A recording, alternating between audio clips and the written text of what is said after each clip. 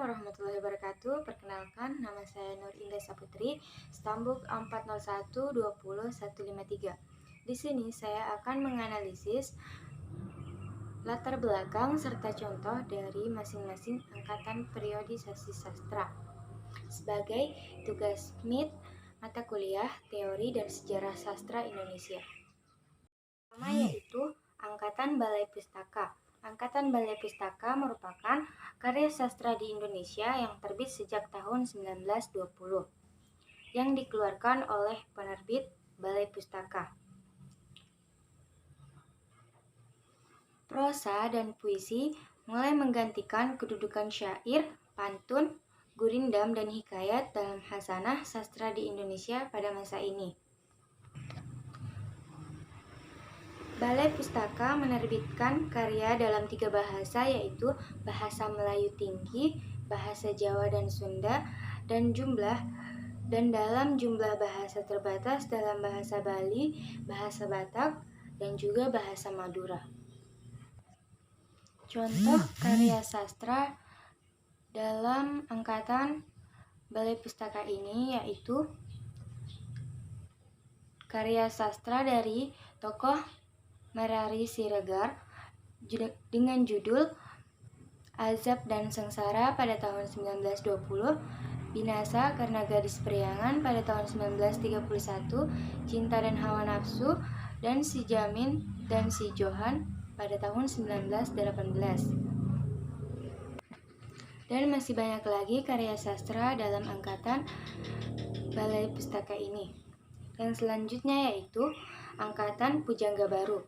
Angkatan Pujangga Baru muncul sebagai reaksi atas banyaknya sensor yang dilakukan oleh Balai Pustaka terhadap karya tulis sastrawan pada masa tersebut, terutama terhadap karya sastra yang menyangkut rasa nasionalisme dan kesadaran kebangsaan.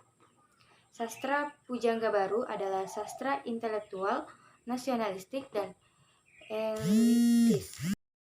Contoh karya sastra pada angkatan ini yaitu karya sastra dari Suitan Takdir Alis Jahbana dengan judul Dian Tak Kunjung Padam pada tahun 1932, Tebaran Mega Kumpulan Sajak pada tahun 1935, Layar Terkembang pada tahun 1936, dan Anak Perawan di Sarang Penyamun pada tahun 1940. Dan masih banyak lagi karya sastra pada angkatan ini. Selanjutnya angkatan 1945. Latar belakang dalam angkatan ini yaitu pengalaman hidup dan gejolak sosial, politik, budaya telah mewarnai karya sastrawan angkatan 45. Karya sastra angkatan ini lebih realistik dibanding karya angkatan Pujangga Baru yang romantik, idealistik. Karya-karya sastra angkatan ini lebih bercerita tentang perjuangan merebut kemerdekaan. Contoh karya sastra pada angkatan ini yaitu karya sastra dari Chairil Anwar dengan judul Aku, terus Deru Campur pada tahun 1949, Aku Ini Binatang Jalang pada tahun 1942. Dan Kerikil Tajam pada tahun 1949. Selanjutnya angkatan 1950 sampai 1960. Sastra angkatan 50 dilatar belakangi oleh keadaan Indonesia pada saat itu yang mengalami perubahan yang cukup drastis, yakni dari transisi penjajahan berdarah menuju ke kemerdekaan cemerlang. Tentunya suasana tersebut para sastrawan mulai memikirkan ciri khas pada angkatan 50 ini dan masalah kebudayaan yang sedang dialami Indonesia untuk membedakannya dari angkatan-angkatan sastra yang sebelumnya. Hakikatnya, sastra angkatan 50 ini susah dibedakan dengan angkatan 45, karena angkatan 50 merupakan lanjutan dari angkatan 45, mempunyai struktur fisik dan estetika yang sama. Hanya saja yang membedakannya situasi tanah air pada saat itu. Pada angkatan 50 ini, Corak karyanya cukup beragam karena pengaruh faktor politik atau ideologi partai. Terjadi peristiwa G30 SPKI sehingga sastrawan lekra disingkirkan. Gaya epik atau bercerita, berkembangnya puisi, cerita, dan balada dengan gaya yang lebih sederhana dan puisi lirik. Gaya mantra mulai tampak balada-balada, gaya ulangan mulai pada berkembang. Gaya puisi liris pada umumnya masih meneruskan karya gaya angkatan 45. Contoh karya sastra pada angkatan ini yaitu karya sastra dari Pramoedya Anantatur dengan judul Kranji dan Bekasi Jatuh pada tahun 1947, Bukan Pasar Malam pada tahun 1951, Di Tepi Kali Bekasi pada tahun 1951, dan Gadis Pantai pada tahun 1965. Selanjutnya karya sastra angkatan 1966 sampai 1970. Angkatan ini ditandai dengan terbitnya Horizon atau majalah sastra pimpinan Muchtar Lubis. Semangat avant-garde sangat menonjol pada angkatan ini. Banyak karya sastra pada angkatan ini yang sangat beragam dalam aliran sastra dengan munculnya karya sastra beraliran surrealistik, arus kesadaran, arketip, dan absurd. Penerbit Jaya sangat banyak membantu dalam menerbitkan karya-karya sastra pada masa ini. Contoh karya sastra pada angkatan ini yaitu karya sastra dari Taufik Ismail dengan judul Malu Aku Jadi Orang Indonesia, Tirani dan Benteng, Buku Tamu Musim Perjuangan, Sajak Ladang Jagung, dan masih banyak lagi karya sastra pada angkatan ini. Selanjutnya, angkatan 1980 sampai 1990-an. Periode 80-an ini lahir dari konsepsi improvisasi dalam penggarapan karya sastra menuju hasil dan bobot maksimal serta baru dari konsep yang menentang pada satu kehidupan. Para sastrawan mengikuti perkembangan zaman yang dituntut adanya keberanian dan kreativitas untuk berkarya. Banyak karya sastra yang dijadikan drama-drama radio. Pada periode 80-an ini, karya sastra film juga berkembang pesat.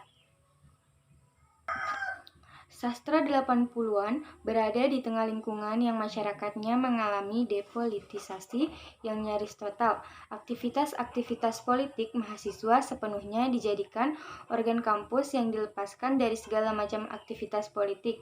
Mimbar bebas tidak lagi dibolehkan dan indoktrinasi berupa penataran P4 mulai menjadi bagian integral dari kehidupan kampus. Politik stabilitas, security approach, normalisasi kehidupan kampus, dan asas tunggal merupakan lingkungan tempat para sastrawan era 80-an hidup. Majalah sastra hanya ada Horizon dan Basis. Tim sebagai pusat kesenian tidak seluas dulu, baik dalam masalah dana maupun kegiatan. Karya sastra yang lahir pada tahun 80-an dipengaruhi proses depolitisasi tersebut. Oleh karena itu, sastra yang muncul pun jadi tidak sesuai dengan realitas sosial politik serta tidak menunjukkan kegelisahan dan kesakitan kolektif masyarakat pada masa itu. Contoh karya sastra pada angkatan ini yaitu karya sastra dari Ahmadun Yosi Herfanda berjudul Sebelum Tertawa Dilarang pada tahun 1997, Ladang Hijau pada tahun 1980, Sajak Penari pada tahun 1990, Sembayang Rerumputan pada tahun 1997, dan masih banyak lagi karya-karya sastra pada angkatan ini. Selanjutnya, Angkatan Reformasi. Sastrawan Angkatan Reformasi merefleksikan keadaan sosial dan politik yang terjadi pada akhir tahun 1990-an, seiring dengan jatuhnya Orde Baru. Proses reformasi politik yang dimulai pada tahun 1998 banyak melatar belakangi kelahiran karya-karya sastra seperti puisi, cerpen, dan novel pada saat itu. Bahkan penyair-penyair yang semula jauh dari tema-tema sosial politik seperti Sutarji, Kalzum Bahri, Ahmadun Yosif Herfanda, Acep Zamzam Nur, dan Hartono Beni Hidayat dengan media online duniasastra.com juga ikut meramaikan suasana dengan sajak-sajak sosial politik mereka. Selanjutnya, angkatan 2000-an. Setelah lahirnya sastrawan angkatan reformasi muncul, namun tidak berhasil dikukuhkan karena tidak memiliki juru bicara, Cory Lyon Rampan pada tahun 2002 melempar wacana tentang lahirnya sastrawan angkatan 2000. Sebuah buku tebal tentang angkatan 2000 yang disusunnya diterbitkan oleh Gramedia, Jakarta pada tahun 2002. 100 lebih penyair, cerpenis, novelis, eseis, dan kritikus sastra dimasukkan Cory ke dalam angkatan 2000, termasuk mereka yang sudah mulai menulis sejak 1980-an seperti Afrizal Malna, Ahmadun Yosi Herfanda, dan Seno Gumira Aji Dharma, serta yang muncul pada akhir tahun 1990-an seperti Ayu Tami dan Dorothea Rosa Herliani. Contoh karya sastra pada angkatan 2000-an yaitu karya sastra dari Andrea Hirata dengan judul karya Laskar Pelangi pada tahun 2005, Sang Pemimpi pada tahun 2006, Eden Sor pada tahun 2007, Mariamah Karpov pada tahun 2008, dan Padang Bulan dan Cinta dalam Gelas pada tahun 2010. Dan masih banyak lagi karya-karya sastra pada angkatan 2000-an ini. Demikianlah analisis dari saya tentang periodisasi sastra. Lebih dan kurangnya mohon dimaafkan. Wassalamualaikum warahmatullahi wabarakatuh.